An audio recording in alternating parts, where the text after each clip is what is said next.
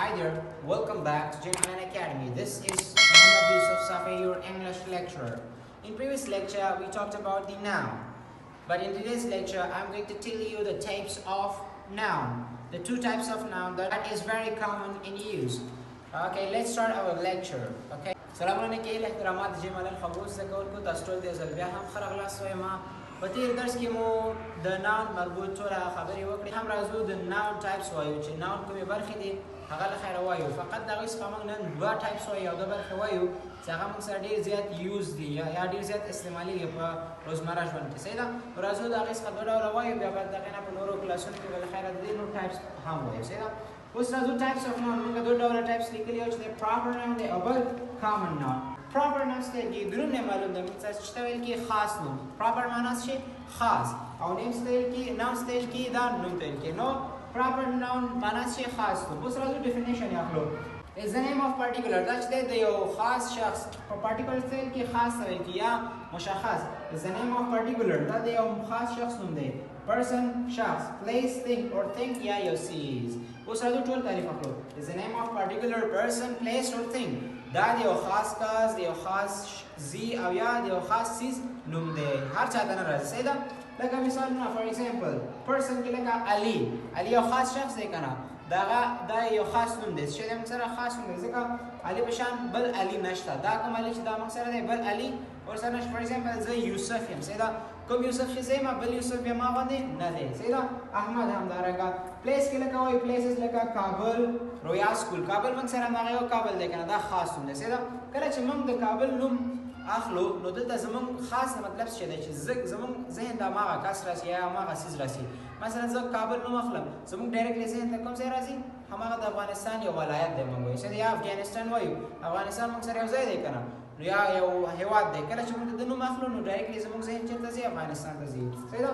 تھنک لکه څه وایي تھنکس لکه سن لمر هم دا یو لمر دی که نه دا موږ سره چې دی پراپر ناون دی. او بل ریډ پین چې ته ویل کېږي دا سور قلم. اوس راځو چې وایو کامن ناون. کامن نوم څه ته ویل کېږي؟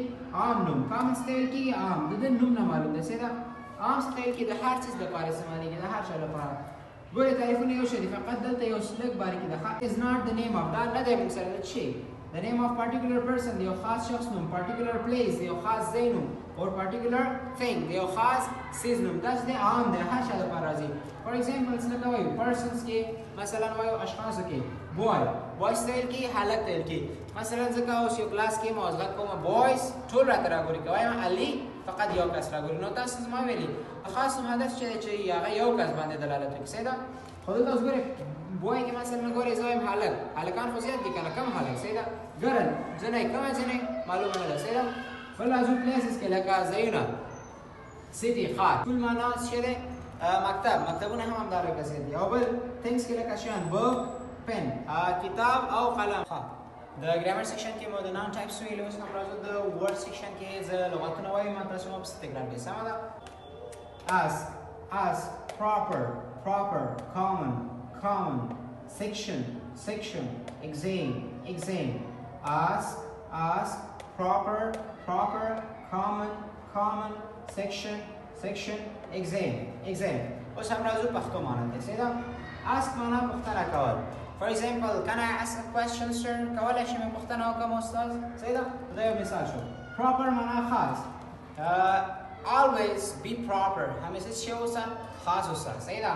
او common means عام. For example, learning English is very common in Afghanistan.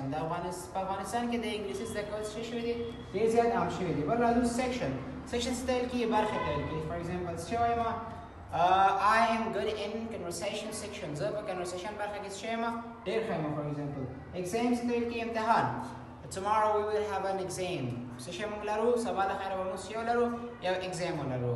ښه بیا هم ډېره زیاته مننه چې د ویډیو تر پایه موږ سره پاتې شوئ. که زموږ چینل مو نه وي سبسکرایب کړی زموږ چینل درسره سبسکرایب کړئ. زموږ ویډیوګانې په اسانۍ سره تاسو ته د لاسرسي وړ اوسي او خپل نظرونه موږ سره په کمنټ کې شیر کړئ.